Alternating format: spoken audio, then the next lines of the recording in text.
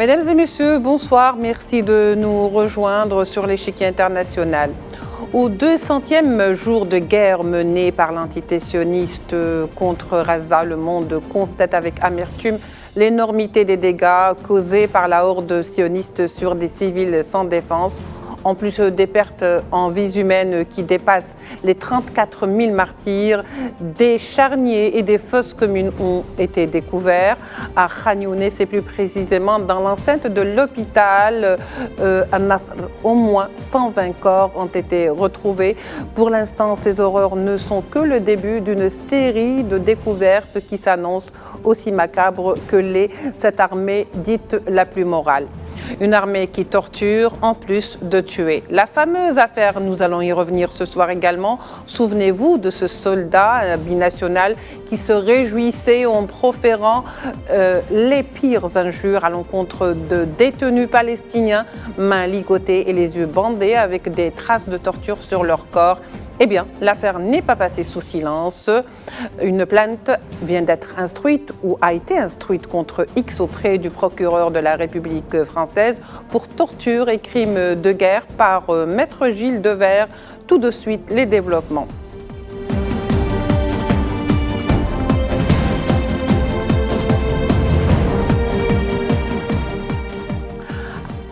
Alors, pour en parler ce soir, nous accueillons avec beaucoup de plaisir nos deux invités. François Deroche, président de l'ONG Justice et Droits sans frontières. Monsieur François Deroche, bonsoir. Merci d'avoir accepté notre invitation.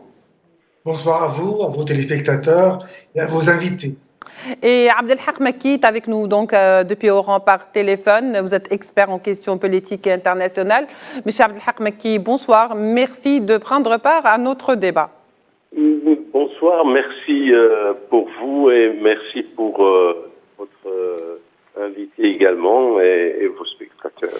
Alors pour commencer avec vous, Abdelhak Makki, 200 jours, donc plus de 6 mois de guerre criminelle contre Gaza. Quel constat peut-on faire aujourd'hui? Écoutez, 200 jours, mais plein de sursaut sur le plan stratégique proprement dit, c'est-à-dire que ces 200 jours, ce ne sont pas des jours de guerre simplement, mais aussi de bouleversement stratégique sur le terrain et à la fois sur le plan international. Et donc nous assistons à une situation pratiquement de permanence de guerre, puisque 200 jours, c'est beaucoup de morts, c'est beaucoup de sursauts politiques à la fois et juridiques, etc. Et donc nous sommes dans une situation d'une guerre qui a déjà prononcé sa continuité en fin de compte. Aujourd'hui, il apparaît en tous les cas 200 jours après que nous n'étions pas, si vous voulez, au 7 octobre, beaucoup, si vous vous rappelez, avaient parlé d'une guerre asymétrique, mais aujourd'hui on a l'impression que c'est un équilibre stratégique qui se produit entre Israël et le Hamas. C'est-à-dire que le Hamas n'est pas vaincu, Israël n'est pas arrivé à ses objectifs, et donc elle est confrontée à une situation de guerre qu'elle ne maîtrise plus, et que finalement, elle est en même temps dans une situation un peu plus compliquée sur la question des droits de l'homme et sur la question juridique, etc.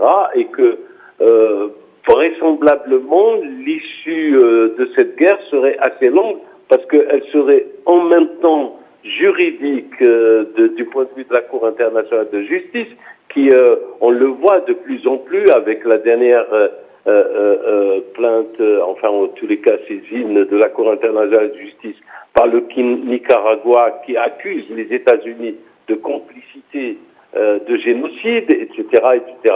Et donc on va avoir des soubresauts comme ceci qui font qu'aujourd'hui pratiquement tout le monde est acquis sur la question des violations des droits de l'homme, d'une part, des violations du droit de la guerre, des violations du droit international public, et puis en même temps, il y a toute l'action diplomatique qu'on a vue à l'intérieur du Conseil de sécurité, c'est-à-dire qu'aujourd'hui, il y a une situation de ces 200 jours une situation qui amène des États, dont l'Algérie, à proposer des solutions et surtout de réclamer un cessez-le-feu immédiat et définitif. Et donc, s'il y a un cessez-le-feu immédiat et définitif tel que nous le concevons sur le plan diplomatique et sur le plan militaire, ça veut dire que c'est l'échec d'Israël total. Et ça veut dire que c'est le Hamas qui est, en tous les cas, s'il n'est pas vainqueur politiquement, qu'il va gagner la bataille sur le plan politique, c'est-à-dire par une reconnaissance à la fois de l'État de Palestine et une reconnaissance, en tous les cas, que la population de Gaza, qui était sous l'autorité, en gestion, sous l'autorité du Hamas, elle va avoir ses compensations, en tous les cas, par la reconnaissance des violations des droits de l'homme et de crimes de génocide. Oui, très bien. Alors, ce qui nous renvoie un peu, François Deroche, lorsque on sait que depuis le 7 avril, c'est-à-dire le retrait des forces sionistes de la ville de Khan Younes, aujourd'hui, le constat est vraiment amer. On se retrouve avec des charniers, des fosses communes, des cadavres de Palestiniens qui ont été enterrés pêle-mêle. Alors, il serait plus de 120 000 et ça, ce n'est que une partie de l'hôpital Al-Nasr où a été découvert donc ces corps. Est-ce que aujourd'hui, on n'est pas en train de justement avoir la preuve évidente que effectivement il y a eu génocide à Gaza et plus précisément à Khan Younes et pas qu'à Khan Younes, il faut le dire.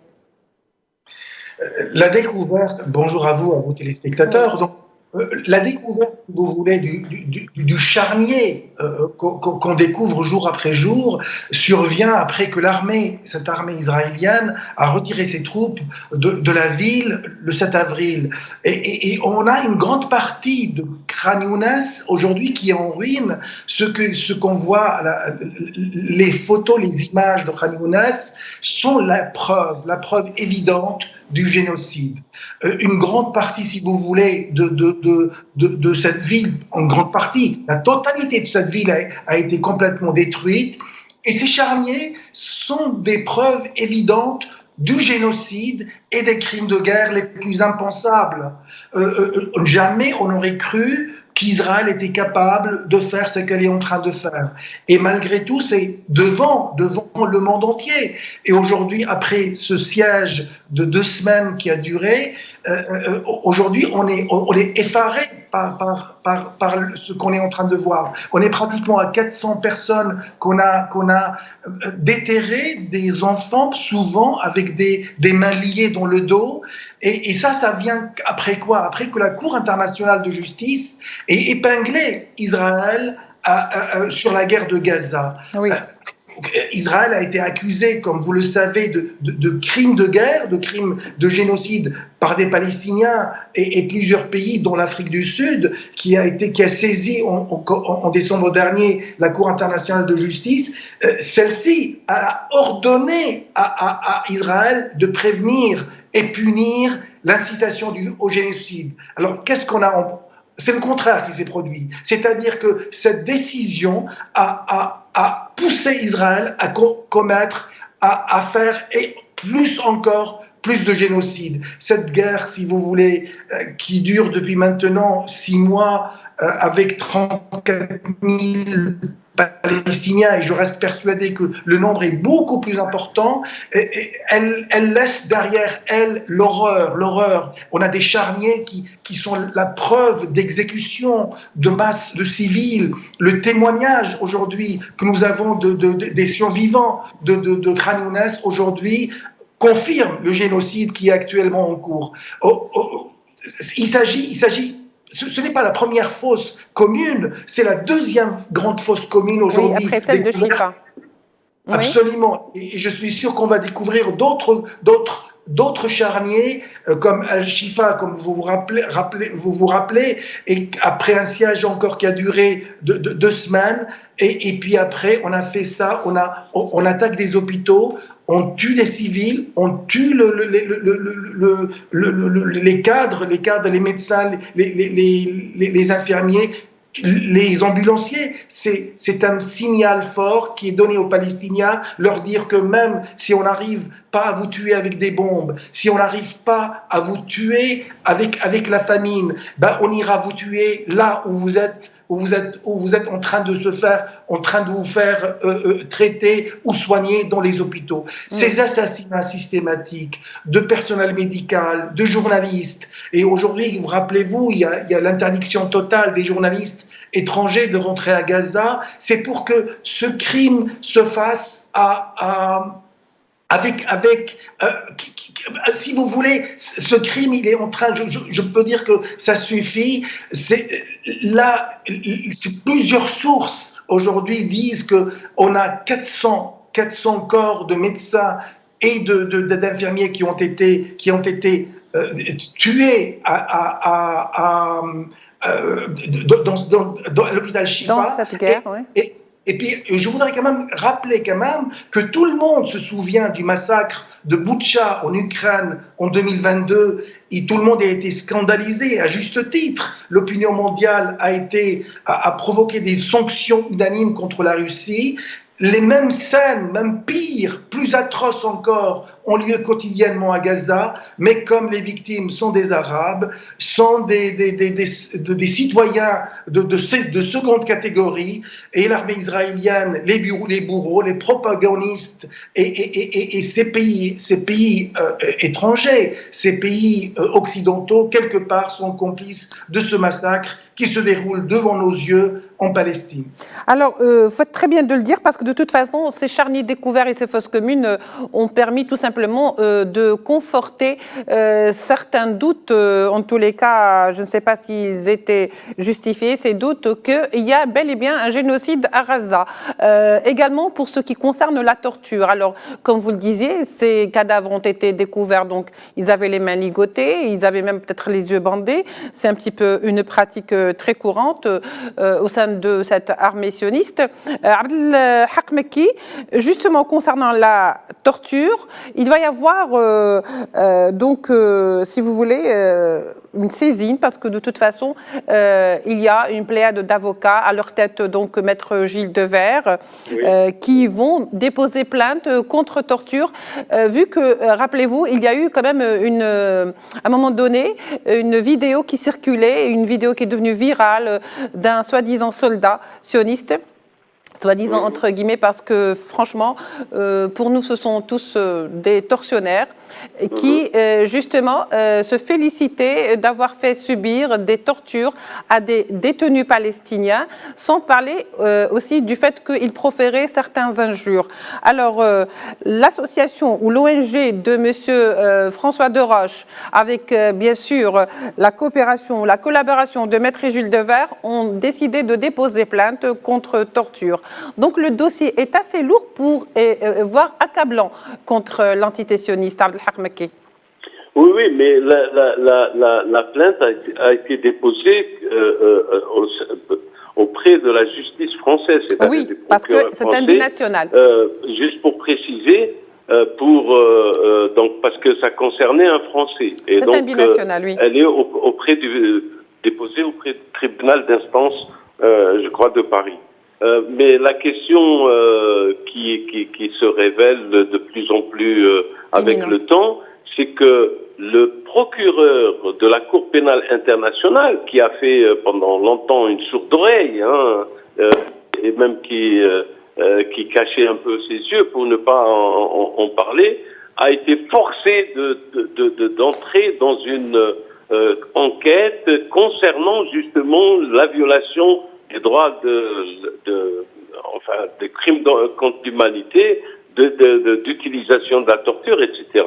Et selon même les dires de monsieur Gilles Devers, effectivement, il y a toute son équipe d'assistants qui est en train de mener des enquêtes sur le terrain et par rapport aux rapports qui sont établis par à la fois les Nations Unies et les organisations internationales. Là, c'est-à-dire qu'on sent une ouverture qui s'est faite sur le plan juridique de façon, parce que il faut le dire, jusqu'à maintenant, rien ne permet de condamner Israël, si vous voulez. Oui. Mais il va falloir que les que les enquêtes et puis les débats au sein des tribunaux soient menés de façon à ce qu'il y ait une preuve intangible, etc., sur ces questions-là. Donc, la Cour internationale, comme a signalé l'intervenant, si elle s'est emparée de la question du génocide, elle n'a pas reconnu totalement le génocide. C'est-à-dire que, en fait, elle doit absolument en débattre et avoir les preuves au fur et à mesure. Ce qui également en ce qui concerne le crime contre l'humanité et le crime de guerre, parce qu'il y a des crimes de guerre quand il y a torture.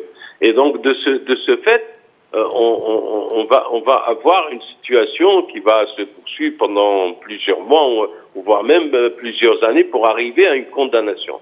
Mais ce dont il faut tenir compte aujourd'hui d'une manière incroyable, c'est la modification d'un point de vue stratégique. C'est-à-dire que nous avions au départ un Hamas qui a subrepticement bombardé Israël et qui, le 7 octobre, et qui, on parlait d'une situation qui va être réglée, etc., à une guerre qui se poursuit, mais surtout à une guerre qui a des conséquences graves à la fois sur les soutiens d'Israël, où on voit de nombreux pays comme le Canada, en dehors de ceux qui soutenaient comme l'Irlande et la Belgique, etc., et l'Espagne, les Palestiniens, on voit aujourd'hui un renversement de situation internationale et que les États-Unis, qui sont le soutien indéfectible, et la Grande-Bretagne et la France, reculent sur cette question des droits de l'homme. Est arrivé en plus quelque chose qui a bouleversé complètement la donnée stratégique et qui va avoir un impact profond sur les Israéliens, c'est qu'aujourd'hui il y a une guerre d'un État contre un État. C'est-à-dire, c'est que deux territoires qui s'occupent de régler leurs problèmes, que sont l'Iran et Israël, puisqu'il y a eu quand même 301 fusils et drones qui ont été jetés sur Israël et qu'on s'attend à des ripostes et que les alliés disent non mais il faut de la retenue, etc., etc. Alors qu'ils n'ont jamais voulu condamner l'attaque israélienne en Syrie contre une mission diplomatique qui est considérée comme un territoire iranien, même s'il se trouvait en Syrie. Et donc là, nous allons avoir vraiment une situation à la fois de crise stratégique dans la mesure où on voit qu'il y a une inflammation subite de la région, puisque avec l'Iran sont entrés les Houthis et les Hezbollah, etc., avec des fusées également contre Israël, et qu'on assiste à une situation où les pays, même comme la Turquie, ont réagi violemment et que d'autres pays réagissent également. Et donc, je me pose la question aujourd'hui, s'il n'est pas... parce que ça, il faut qu'il y ait des conclusions, en tous les cas. Si les pays arabes ne sont pas aujourd'hui appelés à aller reconnaître l'État palestinien, et que de ce fait, il serait compliqué s'il y a un État palestinien reconnu par les 21 pays membres de la Ligue arabe, et puis plus les pays qui attendent qu'il y ait une reconnaissance, comme on l'a demandé, qu'au lieu de la demander simplement aux Nations Unies, et que les Nations Unies le reconnaissent, on aurait une situation juridique nouvelle, c'est-à-dire d'une agression d'un État contre un État. Oui. Et jusqu'à maintenant, on ne l'a pas. Et c'est ça.